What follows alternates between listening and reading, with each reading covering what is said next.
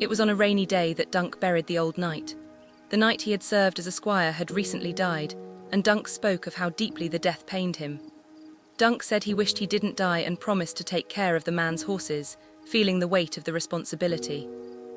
The next morning, after reflecting on where to go following his master's passing, he decided to ease himself. He gathered the horses and left. By evening, he reached an inn and asked a young boy there to look after the animals. When Dunk ordered food, the woman in the kitchen told him what she had available, and he asked her to bring it all. An old man at the inn claimed he had dreamed about Dunk and offered him a warning. Later, when Dunk went to check on the horses, he found the boy playing with them and challenged him. The boy retorted that Dunk didn't even look like a knight. He asked if Dunk was headed to the tourney and begged to go along, promising to be a good squire. Dunk rejected the offer.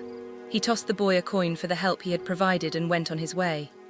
The following day, he reached the city where the tourney was set to take place and approached one of the guards, asking for an audience. When asked for his name, Dunk explained he had been a squire to Sir Arlen of Penetry. The master remained unconvinced, claiming he had never heard of the knight. He warned Dunk that to enter the tournament, he needed someone to vouch for him. Furthermore, if he lost, he would have to forfeit his armor and horse to the victors unless he could pay a ransom. Dunk, determined, replied that he wouldn't need to worry about losing his coin. He went to find Sir Manfred, but a lady informed him the knight was napping. She teased Dunk, asking if he was married, and told him he looked sad. Later, while leading his horse, Dunk witnessed two brothers fighting. The older brother kicked the younger one, Raymond, to the ground and mocked him. Though Raymond stood up to fight again, he was quickly slapped back down. Raymond then approached Dunk, jokingly challenging him to a fight, but Dunk declined, showing the young man respect instead. Afterward, Dunk took the time to bathe and wash his clothes. That evening, he returned to see Sir Manfred, but the lady said he was still asleep. She led Dunk toward a tent where, to his shock, he found them in the middle of a massage. When they mocked him, Dunk questioned their behavior, leading the lady to apologize and advise him to take better care of his own body. Seeking a distraction, Dunk watched a puppet show and found himself captivated by the performer. On his way back, Raymond called out to him.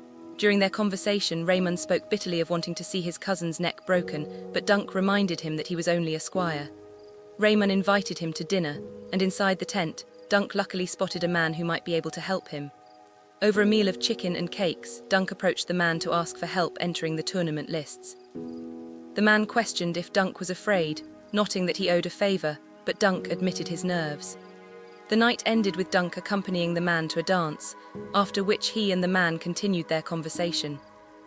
The mysterious man asked Dunk what chance a lone knight had at the tournament, but Duncan admitted he didn't know. And the man replied and said he only knows that it is a great honor to challenge oneself. Soon after, he encountered Sir Manfred and asked for his assistance, so he could join the list.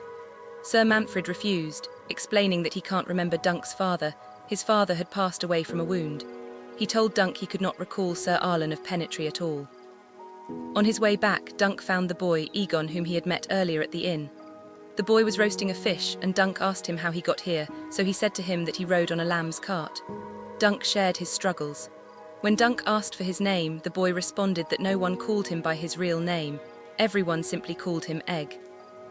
Dunk realized the boy had followed him and eventually agreed to let the boy serve as his squire. After making this promise, they finally settled down to sleep for the night.